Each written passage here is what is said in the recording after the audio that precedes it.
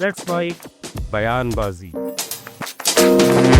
लोकसभा में नेता प्रतिपक्ष राहुल गांधी रायबरेली में मीडिया से रूबरू हुए।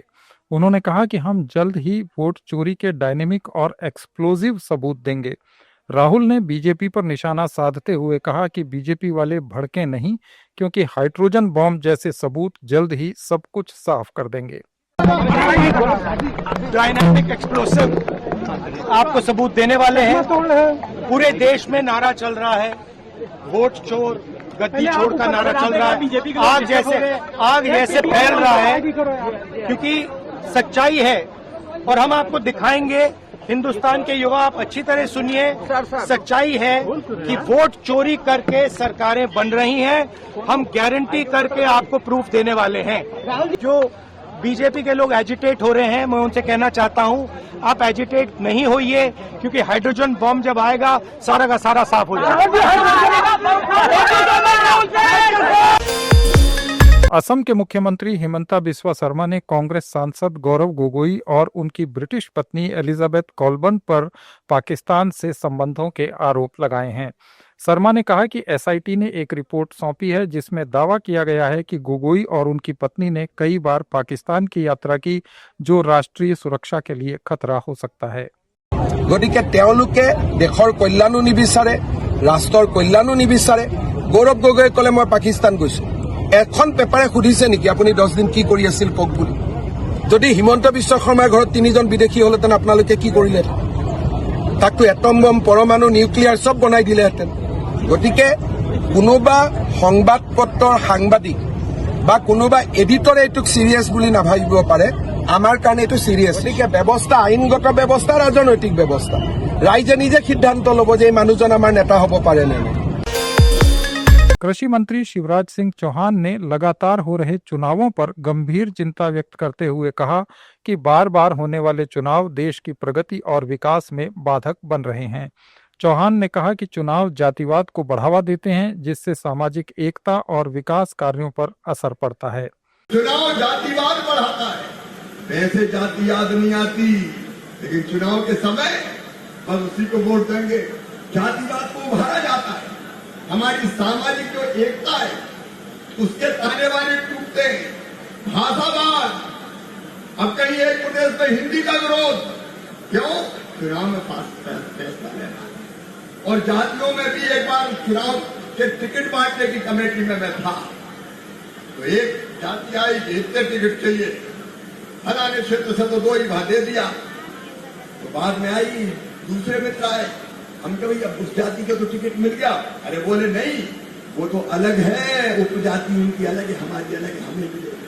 जाति जाति के साथ उपजाति, पता नहीं कितना कितना बांटेंगे आखिर चुनाव के नाम पे, कितना देश को बांटेंगे। भाषावाद, प्रांतवाद, जातिवाद।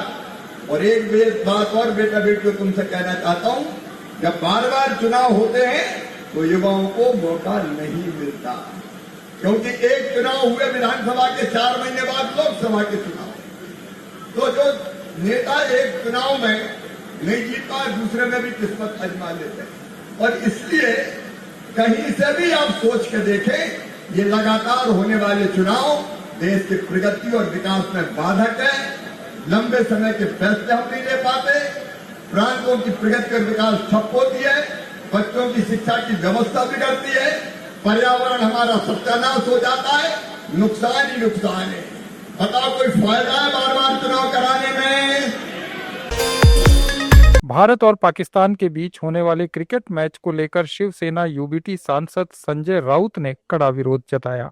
पत्रकारों से बातचीत में उन्होंने कहा कि पाकिस्तान के साथ क्रिकेट खेलना देशद्रोह है। उन्होंने बीजेपी पर निशाना साधते हुए कहा कि खून और क्रिकेट एक साथ कैसे चलेगा। संजय राउत ने मैच का विरोध करने के लिए एक अभियान शुरू करने की भी घोषणा की। आप लोग पाकिस्तान के साथ उधर अबू धाबी में क्रिकेट खेलने जा रहे हैं, ये निर्लज्जता है, ये देशद्रोह है। सीधा मैं बोल रहा हूं। मेरा सवाल भारतीय जनता पार्टी से, सरकार से नहीं। मेरा सवाल विश्व हिंदू परिषद से है, मेरा सवाल राष्ट्रीय स्वयंसेवक संघ से है, बजरंग दल से है। क्या आपकी कोई भूमिका इस बारे में है या नहीं? सरकार कुछ भी कहेंगी, या अंतर्राष्ट्रीय मामला है या ये जागतिक मामला है। अरे जागतिक मामला है तो जागतिक वर्ल्ड देखेगा। भारत में 26 लोग मारे गए हैं पाकिस्तान की तरफ से, और आपने कहा था पाकिस्तान के साथ किसी भी प्रकार का रिश्ता हम नहीं रखेंगे। आपने कहा था पानी और खून एक साथ नहीं बहेगा।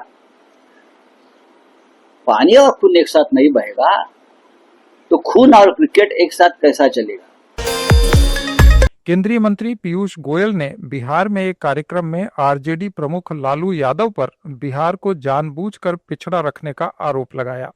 उन्होंने कहा कि लालू प्रसाद यादव और उनके परिवार की सोच थी कि बिहार को पिछड़ा रखा जाए ताकि यहाँ के लोगों की आशाएं और अपेक्षाएं न जगें और वो बड़े सपने न देखें। जिस प्रकार से प्रधानमंत्री मोदी जी और मुख्यमंत्री नीतीश जी ने इंफ्रास्ट्रक्चर बिहार में बढ़ाया है, रोड्स का नेटवर्क हो, हाईवेज का नेटवर्क हो, रेलवे का विस्तार हो, नए एयरपोर्ट हो, नए इंलैंड वाटरवेज हो, मैं समझता हूं वो पुराने दिन जब जंगल राज चलता, जब कानून व्यवस्था पूरी तरीके से ध्वस्त थी, जब उद्योग और विकास की बात बिहार में होती भी थी, उल्टे उस समय के मुख्यमंत्री लालू प्रसाद यादव जी तो सोचते थे कि बिहार को पिछड़ा रखना ही अच्छा है, क्योंकि जब बिहार पिछड़ा रहेगा, ये लालू प्रसाद यादव जी और उनके परिवार की सोच थी कि बिहार को पिछड़ा रखो, जिससे बिहार के लोगों की आशा अपेक्षा जगे नहीं और वो बड़े सपने देखे नहीं। उस सब को नीतीश कुमार जी ने ध्वस्त कर दिया और एक विकसित बिहार की तरफ आप सबको प्रोत्साहित किया। पीयूष गोयल ने यह भी कहा कि 2015 में बिहार में सिर्फ एक स्टार्टअप था और अब ये बढ़कर 4000 से ज्यादा हो गए हैं, जो सरकार की उद्योगों को प्रोत्साहन देने की नीति का परिणाम है।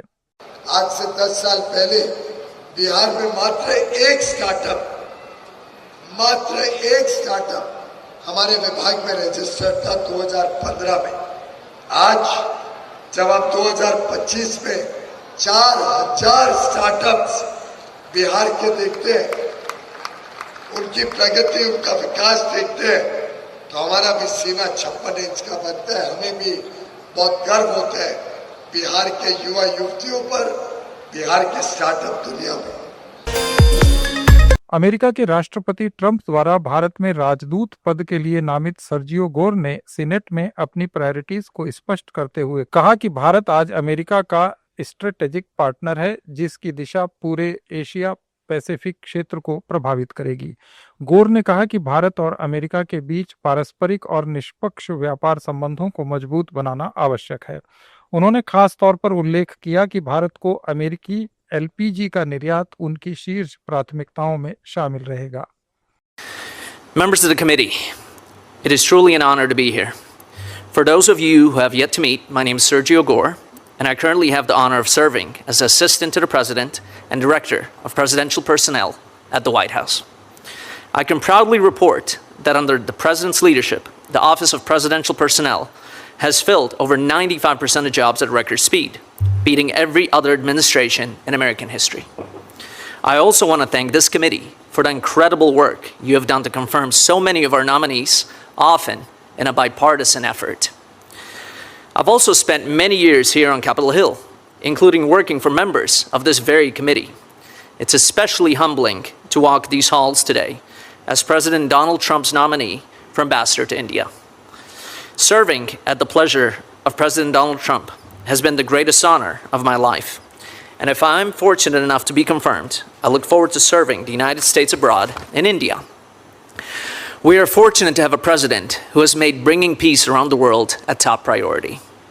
I would like to take a moment and thank President Trump for his trust and confidence in me. India is a strategic partner whose trajectory will shape the region and beyond. Under President Donald Trump's strong leadership, I'm committed to advancing America's interest in this important partnership.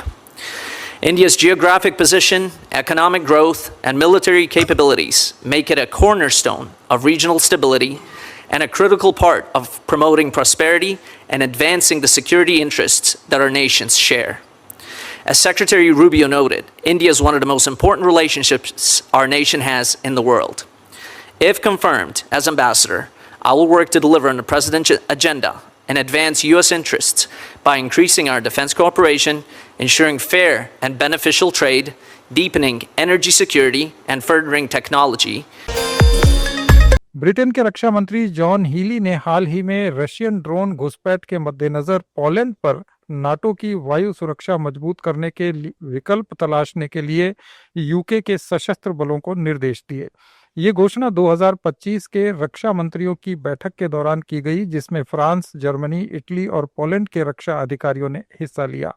पिछले हफ्ते Poland के हवाई क्षेत्र में Russian drones की घुसपैठ के बाद ये कदम उठाया गया है, जिसे अत्यंत लापरवाही भरा कदम करार दिया गया है। पोलैंड ने इन ड्रोन्स को रोकने और नष्ट करने के लिए नेटो की वायु रक्षा प्रणाली का उपयोग किया, जो रूस के साथ युद्ध के दौरान पहली बार हुआ। Following our discussions today, I've asked our UK armed forces to look at options to bolster NATO's air defence over Poland.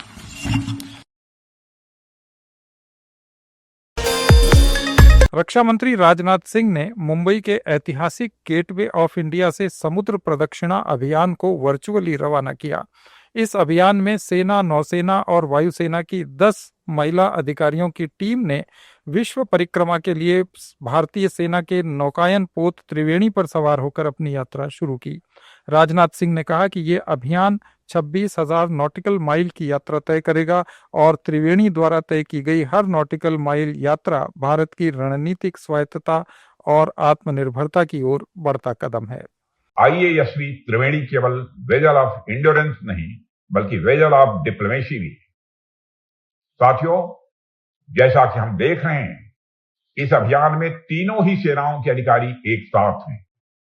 यह वही ज्वाइंटनेस की भावना है जिसे हम प्रमोट कर रहे हैं, और हमारी सरकार का भी यही मानना है। जब तीनों सेनाओं में ज्वाइंटनेस की भावना रहेगी, बड़ी से बड़ी चुनौती भी हमारे सामने छोटी हो जाएगी। और आप जिस अभियान पर निकल रहे हैं, यह अभियान भी हमें यही संदेश देता है कि जब तीनों सेनाएं एकजुट होकर आगे बढ़ती हैं, तो समुद्र की लहरें भी उसके सामने छोटी पड़ जाती हैं। IASV त्रिवेणी स्वयं में आत्मनिर्भर भारत की भी एक पहचान है, और पहचान ही नहीं है, बल्कि इसे मैं एक उपलब्धि भी मानता हूं। देश में ही डिजाइन और निर्मित यह vessel defence innovation and technology में भारत के आत्मविश्वास को भी यह दर्शाता है। साथियों, त्रिवेणी द्वारा तय की गई हर नॉटिकल मील यात्रा भारत की स्ट्रेटेजिक ऑटोनॉमी और सेल्फ रिलायंस की ओर एक यात्रा है। और मुझे यह भी बताया गया है कि आप सभी नेशनल इंस्टीट्यूट ऑफ ओशनोग्राफी के सहयोग से वैज्ञानिक अनुसंधान भी करेंगे, जिसमें माइक्रोप्लास्टिक्स का अध्ययन, ओशन लाइफ का डॉक्यूमेंटेशन और मैरीन हेल्थ के बारे में जागरूकता बढ़ाने जैसे इनिशिएटिव्स भी शामिल होंगे। मैं आपको ऐसे इनिशिएटिव्स के लिए बधाई और शुभकामनाएं। मध्य प्रदेश के मुख्यमंत्री मोहन यादव ने प्रतिभाशाली छात्राओं को स्कूटी वितरित की। उन्होंने कहा कि हम चाहते हैं कि बच्चे खूब पढ़ें, देश विदेश जाएं। इन्हें आगे बढ़ाने के लिए सरकार हर मदद के लिए तैयार है। मेरी अपनी ओर से आज राज्य के सभी अपने अपने विद्यालय में प्रावीण्य सूची में फर्स्ट आने वाले विद्यार्थियों को प्राइवेट स्कूटी वितरण का कार्यक्रम किया गया, जिसमें 7,800 से ज़्यादा बच्चों को स्कूटी दी गई। और ये स्कूटी जिनको पेट्रोल वाहन है उनको 90,000 की लागत से, जिनने इलेक्ट्रिक वाहन EV पसंद की उनको 1,20,000 रुपया प्रति बच्चों के हिसाब से ये वाहन दिए गया।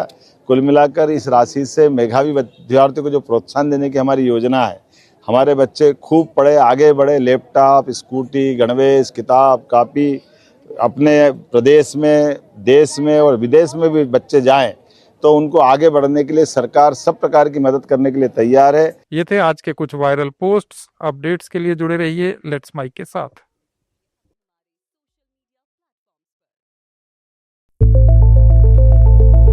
It's time for news. It's time for more than radio. Presenting the first radio news app, Let's Mike. Let's Mike, a news